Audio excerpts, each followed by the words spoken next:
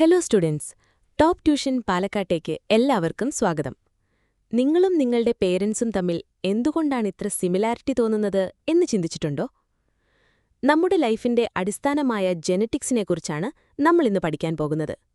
പേരൻസിന്റെ character traits എങ്ങനെയാണ് കുട്ടികൾക്ക് ലഭിക്കുന്നത് എന്ന് നിങ്ങൾ ചിന്തിച്ചിട്ടുണ്ടോ? നമ്മുടെ ബോഡിയിലെ സെൽസിന്റെ ഉള്ളിലേക്ക് നോക്കിയാൽ ഇതിനുള്ള ആൻസർ നമുക്ക് കിട്ടും. 2020 ജീൻ എഡിറ്റിംഗ് കണ്ടുപിടിച്ചതിന് 2 സയന്റിസ്റ്റിന് നോബൽ പ്രൈസ് ലഭിച്ചു. ഇമ്മാനുവൽ ചാർപ്പന്റിയറും ജെന്നിഫർ എ ഡൌഡ്നെയുമാണ് ആ സയന്റിസ്റ്റ്സ്. അവർ ക്രിസ്പർ-കാസ്9 എന്നൊരു ടെക്നോളജിയാണ് കണ്ടുപിടിച്ചത്. നമ്മുടെ DNA-യിലെ ജീൻസിൽ ചേഞ്ചസ് വരുത്താൻ ഈ ടെക്നോളജി സഹായിക്കും. ജെനറ്റിക് ഡിസീസസും ക്യാൻസറും ട്രീറ്റ് ചെയ്യാൻ ഇത് വലിയൊരു പ്രതീക്ഷയാണ്. പെസ്റ്റ്സിനെയും ഡിസീസസിനെയും റെസിസ്റ്റ് ചെയ്യുന്ന ക്രോപ്സ് ഉണ്ടാക്കാനും ഇത് യൂസ് ചെയ്യാം. എന്നാൽ ജീൻ എഡിറ്റിംഗ് എങ്ങനെ വർക്ക് ചെയ്യുന്നു എന്ന് മനസ്സിലാക്കാൻ ആദ്യം എന്താണ് DNA എന്ന് നമ്മൾ അറിയണം. നമുക്ക് ഹ്യൂമൻ ബോഡിയിലെ ഒരു സെല്ലിന്റെ ഉള്ളിലേക്ക് പോകാം. സെല്ലിന്റെ ഉള്ളിൽ ന്യൂക്ലിയസ് എന്നൊരു കൺട്രോൾ സെന്ററുണ്ട്. ന്യൂക്ലിയസിൽ ക്രോമോസോംസ് എന്നറിയപ്പെടുന്ന ത്രെഡ് പോലെയുള്ള സ്ട്രക്ചേഴ്സ് കാണാം. ഈ ക്രോമോസോംസിലാണ് DNA എന്ന നീളമുള്ള മോളിക്യൂൾസ് ഉള്ളത്. DNA എന്നാൽ ഡിയോക്സി റൈബോ ന്യൂക്ലിക് ആസിഡ് എന്നാണ് അർത്ഥം. DNAയുടെ സ്ട്രക്ചർ വളരെ ഇൻട്രസ്റ്റിംഗ് ആണ്. കാണാൻ പിരിച്ചുവെച്ച ഒരു ലാഡർ പോലെയിരിക്കും. 1953-ൽ ജെയിംസ് വാട്സണും ഫ്രാൻസിസ് ക്രിക്കും ചേർന്നാണ് DNA-യുടെ ഡബിൾ ഹെലിക്സ് മോഡൽ പ്രസന്റ് ചെയ്തത്. റോസലിൻ ഫ്രാങ്ക്ലിനും മോറിസ് വിൽക്കിൻസും നടത്തിയ എക്സ്റേ സ്റ്റഡീസിനെ ബേസ് ചെയ്താണ് അവർ ഈ മോഡൽ ഉണ്ടാക്കിയത്.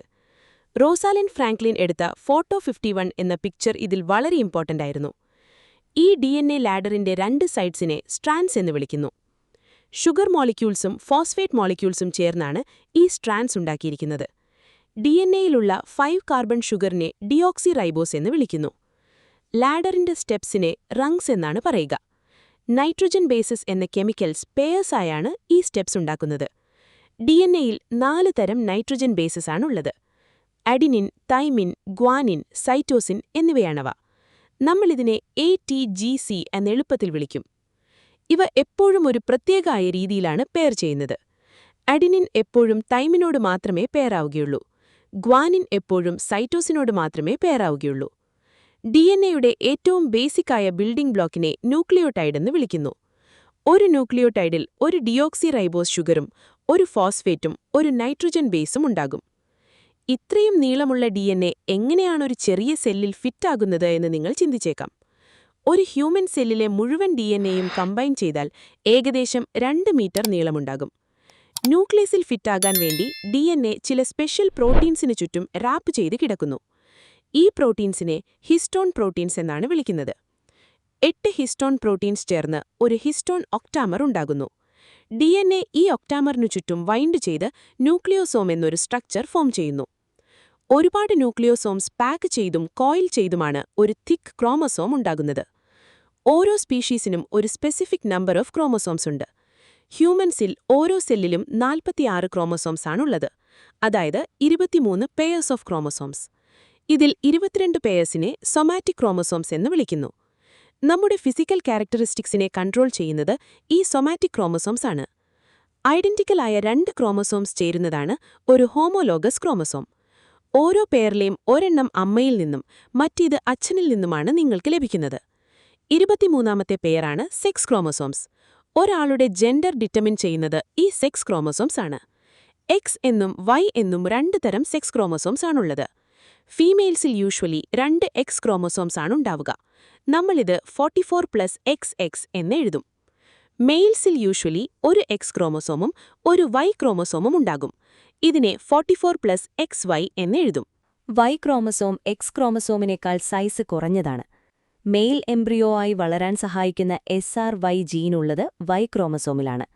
ചിലപ്പോൾ ജെനറ്റിക് കോൺസ്റ്റിറ്റ്യൂഷനിൽ ചില ഡിഫറൻസസ് ഉള്ള ആളുകളും ജനിക്കാം. ഫോർ എക്സാമ്പിൾ, ഒരേ ഒരു X ക്രോമസോം മാത്രമുള്ള ഫീമെയിൽസിന് ടേണർ സിൻഡ്രോം ഉണ്ടാകാം. 3 X ക്രോമസോംസ് ഉള്ള ഫീമെയിൽസിന് XXX സിൻഡ്രോം ഉണ്ടാകാം. 2 X ക്രോമസോംസും ഒരു Y ക്രോമസോമും ഉള്ള മെയിൽസിന് ക്ലൈൻഫെൽട്ടർ സിൻഡ്രോം ഉണ്ടാകാം. ഒരു X ക്രോമസോമും 2 Y ക്രോമസോംസുമുള്ള മെയിൽസിന് XYY സിൻഡ്രോം ഉണ്ടാകാം. ഈ വേരിയേഷൻസ് അവരുടെ ഫിസിക്കലും മെന്റലുമായ ഡെവലപ്മെന്റിനെ വളരെ കാര്യമായി അഫക്റ്റ് ചെയ്യാം. ഇനി നമുക്ക് ജീൻസിനെക്കുറിച്ച് പഠിക്കാം. DNA-യിലെ ന്യൂക്ലിയോടൈഡ്സിന്റെ ഒരു സ്പെസിഫിക് സീക്വൻസിനെയാണ് ജീൻ എന്ന് പറയുന്നത്. നമ്മുടെ ബോഡിക്ക് ആവശ്യമായ പ്രോട്ടീൻസ് ഉണ്ടാക്കാനുള്ള ഇൻസ്ട്രക്ഷൻസ് ജീൻസിലാണുള്ളത്. ഈ പ്രോട്ടീൻസാണ് നമ്മുടെ ഫീച്ചേഴ്സും മെറ്റബോളിക് ആക്ടിവിറ്റീസും കൺട്രോൾ ചെയ്യുന്നത്. ഈ പ്രോട്ടീൻസ് ഉണ്ടാക്കാൻ നമ്മുടെ സെൽസിന് RNA അഥവാ റൈബോന്യൂക്ലിക് ആസിഡ് എന്ന മറ്റൊരു മോളിക്യൂൾ കൂടി ആവശ്യമാണ്. RNA എന്നാൽ റൈബോന്യൂക്ലിക് ആസിഡ് എന്നാണ് അർത്ഥം. RNA DNAയിൽ നിന്നും അല്പം ഡിഫറൻ്റ് ആണ്. മിക്ക RNAസിനും ഡബിൾ സ്ട്രാൻഡിനു പകരം സിംഗിൾ സ്ട്രാൻഡ് മാത്രമേ ഉണ്ടാകൂ. RNAയിലെ ഷുഗറിന്റെ പേര് റൈബോസ് എന്നാണ്. RNAയിലും 4 നൈട്രജൻ ബേസസ് ഉണ്ട്, എന്നാൽ ഒരെണ്ണം DNAയിൽ നിന്നും വ്യത്യാസമുണ്ട്. തൈമിനു പകരം RNAയിൽ യുറാസിൽ എന്നൊരു ബേസാണുള്ളത്. അതുകൊണ്ട് RNAയിലെ bases adenine, guanine, uracil, cytosine എന്നിവയാണ്. പ്രോട്ടീൻ സിന്തസിസ് എന്നത് വളരെ ബ്യൂട്ടിഫുള്ളായ ഒരു പ്രോസസ്സാണ്. ഇതിന്റെ ആദ്യ സ്റ്റേജിനെ ട്രാൻസ്ക്രിപ്ഷൻ എന്ന് വിളിക്കുന്നു. ട്രാൻസ്ക്രിപ്ഷൻ സമയത്ത് DNAയിലെ ഒരു സ്പെസിഫിക് ജീൻ കോപ്പി ചെയ്ത് ഒരു mRNA ഉണ്ടാകുന്നു. mRNA എന്നാൽ മെസ്സഞ്ചർ RNA എന്നാണ് അർത്ഥം. ട്രാൻസ്ക്രിപ്ഷൻ നടക്കുന്നത് സെല്ലിലെ ന്യൂക്ലിയസിലാണ്. ഇങ്ങനെ ഉണ്ടാകുന്ന mRNA പ്രോട്ടീൻ ഉണ്ടാക്കാനുള്ള മെസ്സേജുമായി സൈറ്റോപ്ലാസത്തിലേക്ക് വരുന്നു. രണ്ടാമത്തെ സ്റ്റേജിനെ ട്രാൻസ്ലേഷൻ എന്നാണ് പറയുന്നത്. ട്രാൻസ്ലേഷൻ നടക്കുന്നത് റൈബോസോംസ് എന്ന ചെറിയ സെൽ ഫാക്ടറീസിൽ വെച്ചാണ്. റൈബോസോംസിൽ rRNA അഥവാ റൈബോസോമൽ RNA അടങ്ങിയിട്ടുണ്ട്.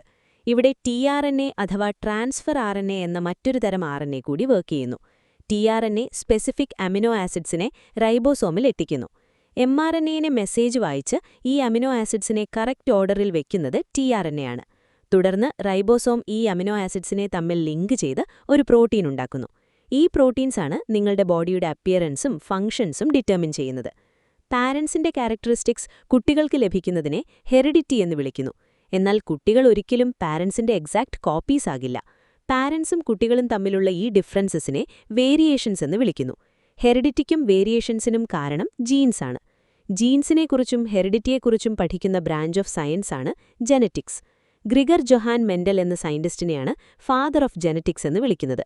മെൻഡൽ തന്റെ മൊണാസ്ട്രി ഗാർഡനിൽ ഫേമസ് എക്സ്പെരിമെന്റ്സ് നടത്തിയൊരു പ്രീസ്റ്റായിരുന്നു. ട്രെയ്റ്റ്സ് എങ്ങനെയാണ് ജനറേഷൻസിലേക്ക് പാസ് ചെയ്യുന്നത് എന്ന് പഠിക്കാനാണ് അദ്ദേഹം പീ പ്ലാന്റ്സിനെ യൂസ് ചെയ്തത്.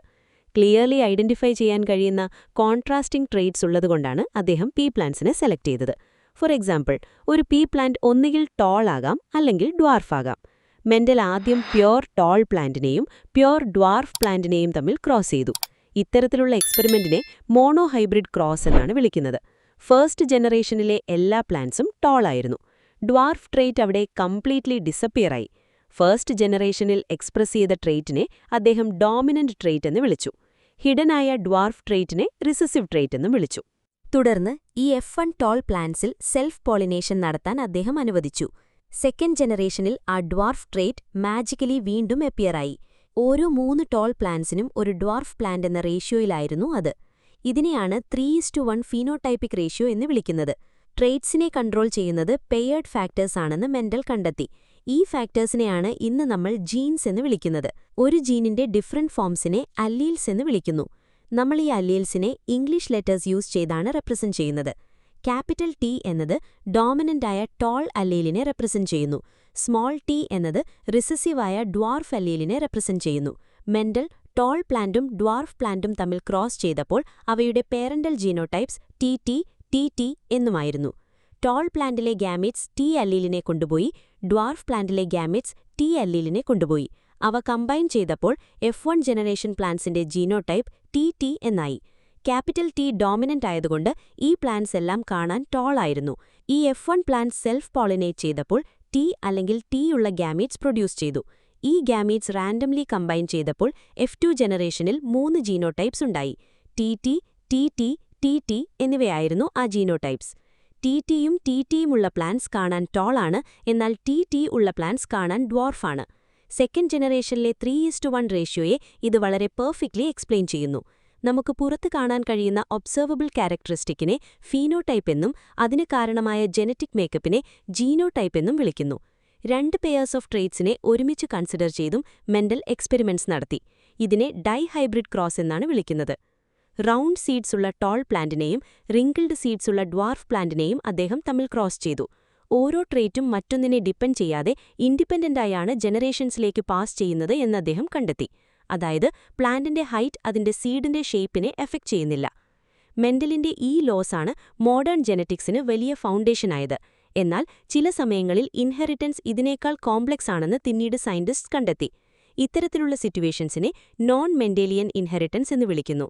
ഇതിനൊരു എക്സാമ്പിളാണ് ഇൻകംപ്ലീറ്റ് ഡോമിനൻസ്. റെഡ് ഫ്ലവേഴ്സുള്ള 4 o'clock പ്ലാന്റിനെ വൈറ്റ് ഫ്ലവേഴ്സുള്ള പ്ലാന്റുമായി ക്രോസ് ചെയ്താൽ നിങ്ങൾക്ക് പിങ്ക് ഫ്ലവേഴ്സ് ആകും ലഭിക്കുക. ഇവിടെ റെഡോ വൈറ്റോ കംപ്ലീറ്റ്ലി മറ്റൊന്നിനു മുകളിൽ ഡോമിനന്റ് അല്ല എന്നതാണ്. മറ്റൊരു എക്സാമ്പിളാണ് കോഡോമിനൻസ്. ചില കാറ്റിലിൽ റെഡ് ഹെയർ ഉള്ളതിനെയും വൈറ്റ് ഹെയർ ഉള്ളതിനെയും ക്രോസ് ചെയ്താൽ റോൺ കോട്ടുള്ള കുട്ടി ജനിക്കും. ഇതിന് റെഡും വൈറ്റും കളർന്ന ഹെയർസാകും ഉണ്ടാകുക. ഹ്യൂമൻസിലെ ബ്ലഡ് ഗ്രൂപ്പ്സ് മൾട്ടിപ്പിൾ അല്ലേലിസത്തിന് ഒരു പെർഫെക്റ്റ് എക്സാമ്പിളാണ്. നമ്മുടെ ABO ബ്ലഡ് ഗ്രൂപ്പ് ഡിറ്റർമിൻ ചെയ്യുന്ന ജീനിന് 2-ലധികം അല്ലേൽസുണ്ട്. ഹ്യൂമൻ സ്കിൻ കളർ പോളിജനിക് ഇൻഹെറിറ്റൻസിന് എക്സാമ്പിളാണ്. അതായത് ഒന്നിലധികം ജീൻസ് ചേർന്നാണ് നമ്മുടെ സ്കിന്നിലെ മെലാനിന്റെ അളവ് കൺട്രോൾ ചെയ്യുന്നത്. സൺലൈറ്റ്, നിങ്ങളുടെ ഡയറ്റ് തുടങ്ങിയ എൻവിറോൺമെന്റൽ ഫാക്ടേഴ്സും സ്കിൻ കളറിനെ ഇൻഫ്ലുവൻസ് ചെയ്യുന്നു. എന്നാൽ പേരൻസിനില്ലാത്ത ട്രേറ്റ്സ് ചിലപ്പോൾ കുട്ടികൾക്ക് എങ്ങനെയാണ് ലഭിക്കുന്നത്? വേരിയേഷൻസ് ഉണ്ടാക്കുന്ന ചില ജനറ്റിക് പ്രോസസ്സസ് വഴിയാണിത് സംഭവിക്കുന്നത്. ഇതിൽ വളരെ ഇമ്പോർട്ടന്റ് ആയ ഒരു പ്രോസസ്സാണ് ക്രോസിംഗ് ഓവർ.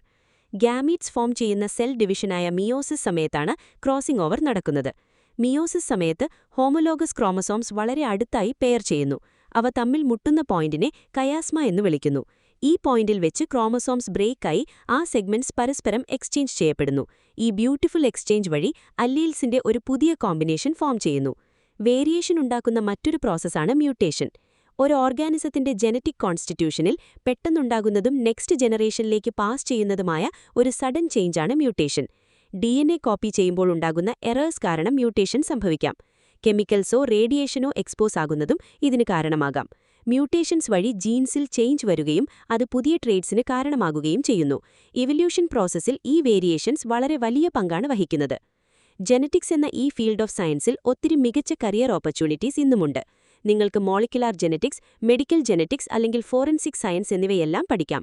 ജെനറ്റിക്സ് പഠിക്കുന്നതിലൂടെ ലൈഫിന്റെ ബ്യൂട്ടിഫുൾ മിസ്റ്ററീസാണ് നമ്മൾ മനസ്സിലാക്കുന്നത്. ഹ്യൂമൻസിലെ ഡിസീസസിനെക്കുറിച്ചും ഓർഗാനിസംസ് എങ്ങനെ ഇവോൾവ് ചെയ്യുന്നു എന്നതിനെക്കുറിച്ചും മനസ്സിലാക്കാൻ ഇത് നമ്മളെ സഹായിക്കുന്നു. നമ്മുടെ പേരൻസിന്റെ ട്രേറ്റ്സും അതിൽ വരുന്ന വേരിയേഷൻസും ജീൻസ് വഴി ജനറേഷൻസിലേക്ക് എങ്ങനെ പാസ് ചെയ്യപ്പെടുന്നു എന്നതാണ് ചുരുക്കത്തിൽ ഈ chapter. Top tuition, online for Kerala, offline for Palakkad. Join us today.